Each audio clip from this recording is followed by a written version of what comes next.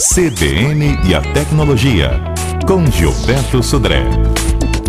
Gilberto, bom dia. Bom dia, André. Bom dia, ouvintes da CBN. Gilberto Sudré está aqui todas as sextas-feiras no CBN Vitória falando sobre tecnologia. E hoje o nosso assunto, né, Gilberto, são as opções que os internautas têm para montar o seu próprio site na internet. Hoje qualquer um pode criar uma página, né? Exatamente. Antigamente era difícil de fazer um site, de construir sua página na internet e ter seu endereço na internet. Hoje em dia é bastante simples. Ferramentas gratuitas e pagas estão disponíveis aos ouvintes para quem queira montar aí sua página para sua escola, seu time de futebol, seu grupo de amigos ou sua turma da faculdade. Então, hoje temos várias opções sobre esse assunto. A gente pode, basicamente, separar essas opções em duas grandes áreas. Uma que são os prestadores de serviços que são pagos. Então, o Terra, o UOL, já tem lá, para quem é assinante desse tipo de provedor de internet, tem lá áreas e até ferramentas bastante simples que eles podem entrar e criar o seu site, publicar suas fotos, publicar suas histórias, de forma bastante tranquila, bastante rápida, consegue fazer isso aqui.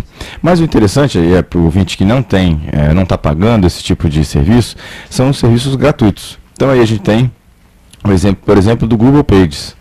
Então, nesse site, os ouvintes podem ir lá e aí ele pode escolher já o seu template. A gente chama de template, ou seja, aquele modelo, um modelo já pronto, em que ele simplesmente escolhe o modelo, a cor de fundo, onde vão estar a parte de navegação, a barra com conteúdo, o título, como é que vai estar escrito, e depois ele só preencher os dados como se fosse num texto, editando num editor de texto convencional.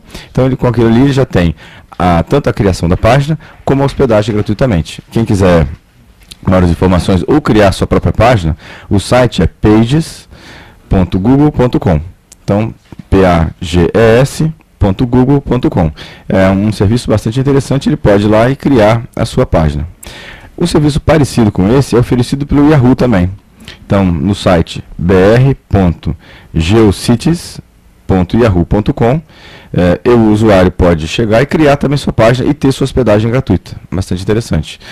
Esses são casos de páginas estáticas. São aquelas páginas que você cria, coloca as informações, publica na internet e as outras pessoas podem ir lá e consultar. Se o usuário, o internauta ou o ouvinte quiser criar uma página interativa, ele pode usar uma tecnologia chamada de Wiki. O Wiki é uma tecnologia de colaboração, onde você pode fazer a sua página a muitas mãos, vamos chamar assim. Como é que funciona?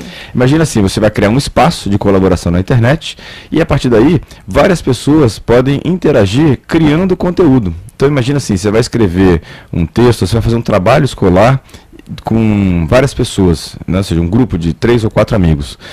Você pode criar um espaço de colaboração na internet através de um wiki e todo mundo, ou todos esses 4 amigos, seus amigos, vão poder entrar nessa página e editar o conteúdo, incluir coisas novas, remover, ou seja, como se você estivesse fazendo um documento a muitas mãos. E através da internet, as pessoas inclusive podem estar geograficamente distantes entre si.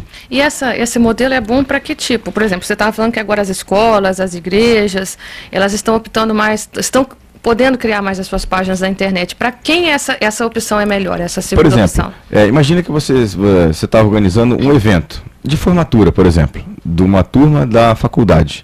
Então você quer receber ideias dos seus amigos, quer fazer um checklist lá para saber se já foi contratado lá o buffet, a casa de show, o conjunto. Então você pode trabalhar colaborativamente com todas essas pessoas. Elas vão entrando, vão dando suas ideias, vão se cadastrando, vão colocando novas sugestões, o que já foi feito, ou seja, então você tem como se fosse uma forma de interação online através de um grande quadro de avisos, vamos chamar assim, que seria o Wiki.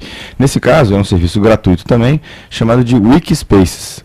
Então, no site é www.spaces.com. Então, Wikispaces é um provedor gratuito na internet, você pode entrar e criar seu espaço de colaboração. Bastante tranquilo.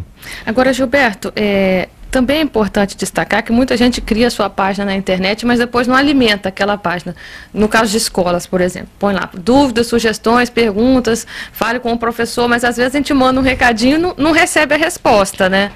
Isso é uma questão muito importante. Você criou seu espaço na internet, né, sua página, é interessante que você monitore e atualize, porque a internet é interatividade. Ou seja, criar lá um portal e depois ficar lá meses sem nenhum tipo de atualização ou nenhum tipo de resposta que alguém vá lá e interaja com o seu site, isso realmente não tem nada a ver com a internet. Então, ou seja, quem vai criar seu espaço na internet, é interessante que ele mantenha atualizado também. Até para que as pessoas visitem aquela página e tenham a certeza de que vão ter aquele retorno, né? Exatamente, exatamente. É um espaço interessante de publicação, de divulgação de ideias, informações, e a interação é bem importante. Achei curioso que você disse que as igrejas têm procurado muito a criação dessas páginas, né? Muitas igrejas, tem vários sites de igrejas que foram criadas com esse interesse de divulgar os trabalhos comunitários que a igreja tem feito, divulgar fotos de festas ou de eventos que tenham acontecido na igreja. Então, ou seja, é uma forma bem interessante de você aglutinar pessoas de mesmo interesse em torno de um assunto comum, de um hobby comum. Bastante interessante.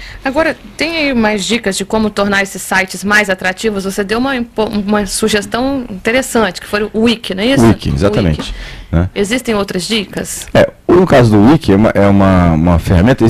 Você pode inclusive fazer o seu Wiki não usando o Wikispaces. Tem outras ferramentas que você pode criar seu ambiente de colaboração num servidor próprio, inclusive. Né? Se você tem aí um acesso à internet, ou tem uma disponibilidade de um servidor, num provedor, de colocar o seu próprio programa de colaboração. E aí você pode fazer a colaboração na parte, por exemplo, de vídeo, de áudio. Então você pode ver um áudio chat, um vídeo chat. Né? Então, ferramentas dessa natureza que você pode aumentar ainda mais a colaboração do seu espaço na internet. É correto, por exemplo, acho que muita gente tem essa dúvida, criar uma página na internet, uma página pessoal, uma página de uma escola, mas abrindo links aí para outras páginas de instituições ou até de outros provedores? Isso é legal? Isso é mais do que correto. Isso é correto e isso é incentivado na internet. Internet também é interação entre outros sites. Inclusive, uma coisa interessante, ou seja, aquele algoritmo que o Google usa para poder selecionar as páginas, para mostrar lá naquele ranking, né, de ordem, que quando você faz uma pesquisa no Google, das variáveis que ele leva em consideração para classificar uma página bem na sua relação de respostas, no link de respostas, é a quantidade de links que outras páginas têm para a sua página. Ou seja, se você é uma página, entre aspas, muito linkada por outras páginas da internet, quer dizer que é uma página útil ou que tem muito interesse para outras pessoas. E aí você sobe na classificação do Google. Você aparece logo naquela primeira página, por exemplo, do Google, quando você faz uma pergunta, uma pesquisa nesse buscador. Então, ou seja, quanto mais links para outras páginas que você fizer, ou páginas fizerem para a sua página, é melhor para aumentar o movimento da sua página também. Mais dicas das páginas da internet? Isso por hoje são algumas dicas sobre como criar seu espaço na internet e como divulgar suas informações para a internet. Também temos aí os fatos da semana, né? Na semana passada você disse aqui para os nossos ouvintes sobre a proposta da Yahoo, que tinha a proposta de comprar a Microsoft. Nessa semana já não deu certo, né? É verdade. O Yahoo já rejeitou essa proposta de compra. O que isso significa para o mercado, Gilberto? Os acionistas do Yahoo avaliaram que a proposta da Microsoft de 44 bilhões de dólares era pouca, né? Segundo eles, vale mais, o Yahoo vale mais do que isso. E 44 bilhões já é uma proposta, acho que 6 vezes maior do que o valor do Yahoo, não é isso? E eles acharam pouco ainda e acham que a empresa vale mais, porque segundo os acionistas do Yahoo, a Microsoft não levou em consideração o valor da marca do Yahoo na internet e no mundo.